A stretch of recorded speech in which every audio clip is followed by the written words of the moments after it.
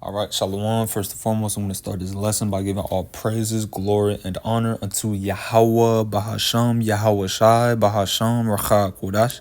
Double honors to the elders and apostles of Great Millstone who taught us this truth, and Shalom to all the Achim and this truth and sincerity, starting with the 144,000 and the one-third of the nation of Israel, which we are fighting to be a part of.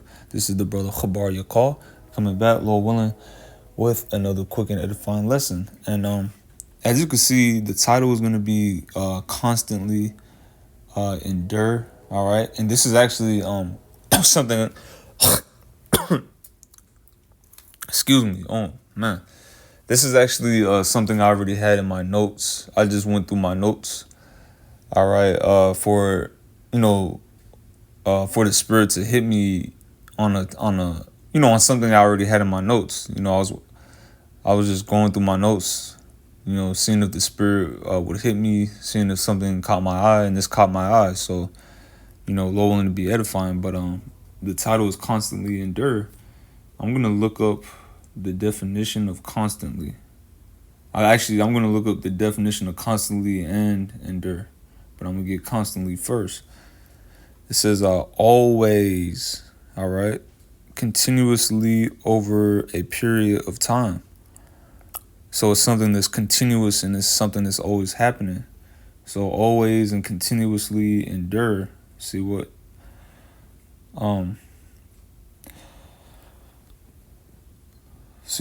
endure says.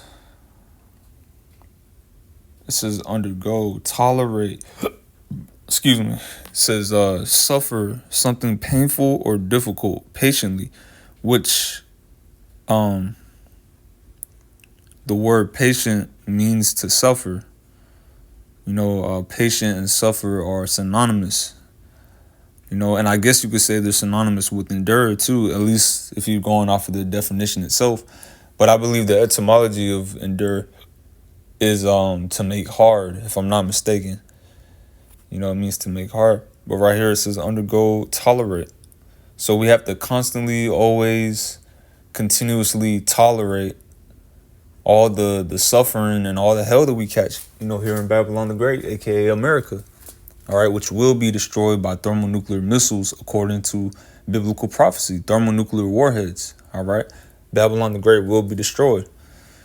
All right, I got to throw that out there. Oh, and since I'm talking about that, that's what the lake of fire is. All right, when Babylon gets hit with the missiles, and all those that took the MOTB, which is the RFID micro C to the H, the I to the P.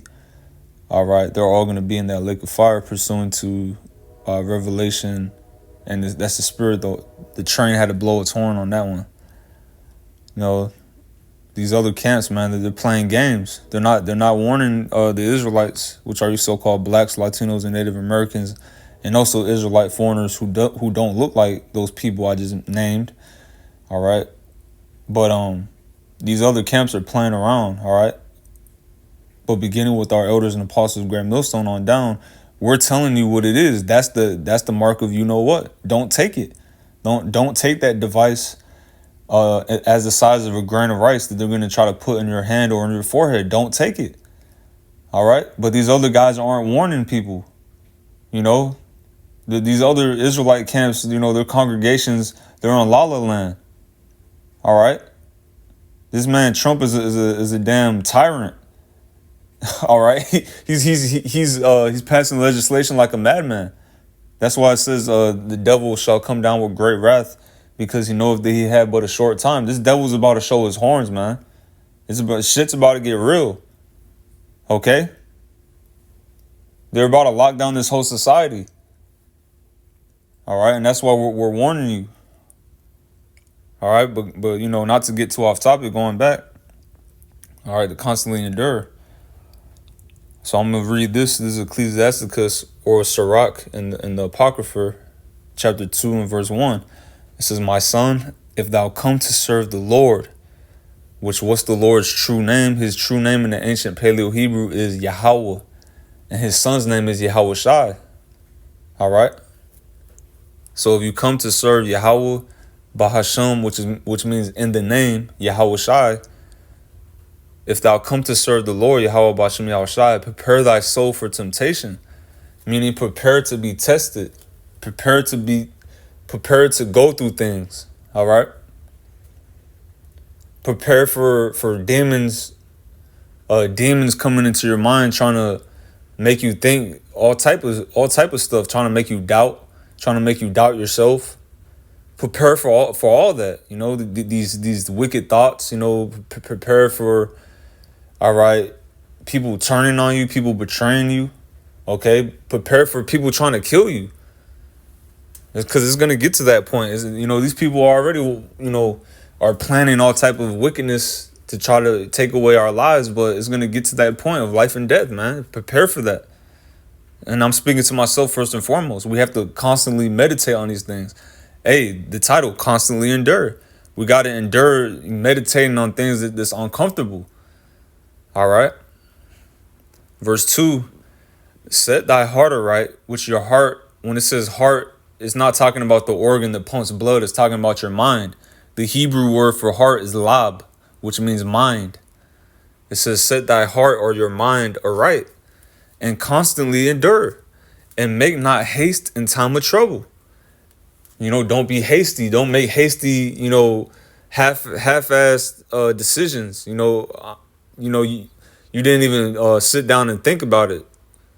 You just made a quick-ass decision because it looked bad. And all right, and we're in the flesh. We've all made hasty decisions in time of trouble. I've made many. But the scripture says a just man falls 7 times, which I'm nobody anyway. I'm not trying to say I'm like I'm an elder or something, like, I'm just, saying in my very small amount of time in this truth, I've made a lot of, hasty, bad decisions, but you live and you learn. That's a part of the truth. All right. It says a just man falls 7 times and gets up again. All right. But then it said the wicked falls into mischief. So we don't want to be wicked. That's why we have to, make sure, like the scripture says, with all holy, what manner of persons ought ye to be, knowing that this destruction is coming. What manner of persons ought ye to be in all holy conversation and godliness. And then when you look up that word conversation in the Greek, it's I think it's anos anastrophe. Something like that in the Greek, but it means your manner of life. That's why we have to make sure our manner of life is holy, which means separate from the world. We're not of this world, man. These people, they don't love us. The world hates us. The scripture says if we were of the world would love his own. We're not of this world, man.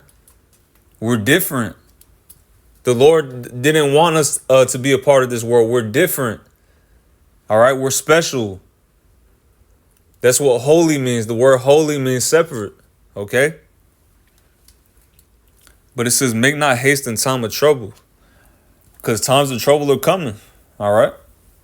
The time known as Jacob's trouble is going to be the worst time that the planet Earth has ever seen, all right? Any apocalyptic, zombie apocalypse, any apocalyptic movie you could think of, it's going to be that times 1,000. All right. So continuing on, verse 3, it says, cleave unto him and depart not away, that thou mayest be increased at thy last end. So we have to, like Yahweh Shai said in the book of Revelation, chapter 3, he said, let no man take thy crown. All right. He said, that which thou hast already, hold fast and let no man take thy crown, which is the truth. We have this truth. We already have our crown. We just have to hold on to it and don't let it go, and just hold on to it until we come face to face to Yahushua, and he's going to put that crown on our head.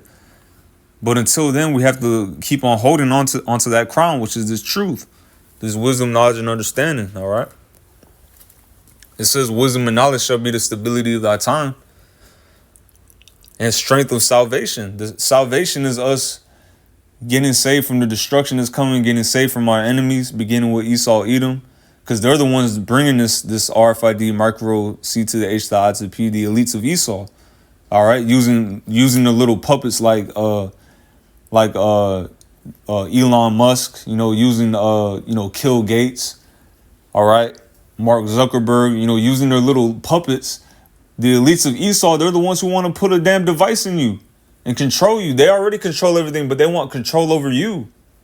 And that's why they're going to come with this new digital system. A completely cashless society. That's why Trump already stopped producing coins. That's just the beginning. They're going to stop producing dollars, and it's going to go all digital. And that's when they're going to implement that chip.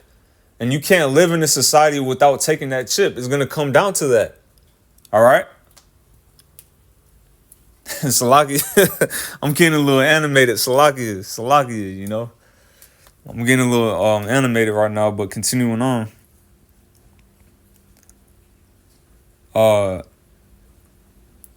Verse 4, it says, that's the spirit. I love that, brother, man. But continuing on, it says, whatsoever, which I'm gonna put this on. Do not.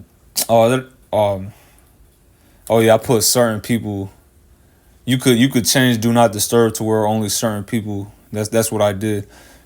But it says, whatsoever is brought upon thee, take cheerfully, and be patient when thou art changed to a lower estate. All right, and I might have to do a part 2 to this. I'm not gonna lie. I got off of work. It's been a long day, man. So I'm gonna have to just do a part 2. I might just read onto verse 5.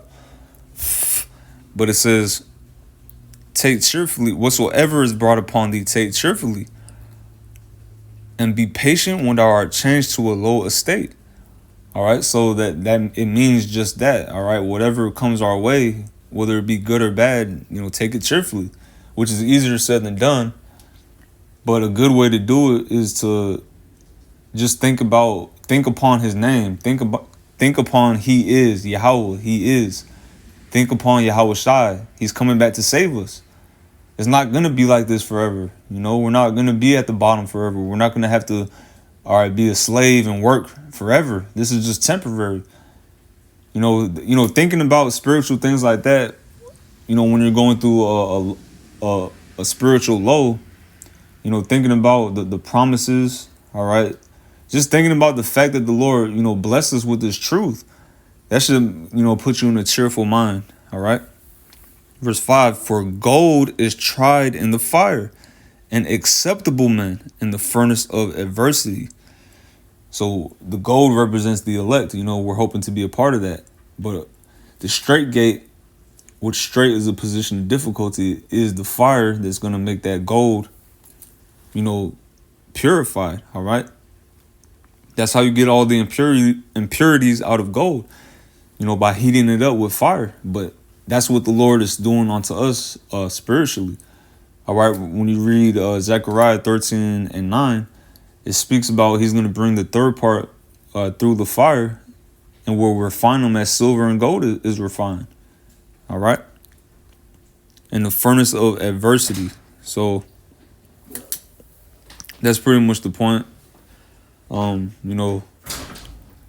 Lord willing, this lesson was edifying once again, giving all praises, glory, and honor unto Yahweh, Bahasham, Yahweh Shai, Bahasham, Rachak Wadash, Shalom.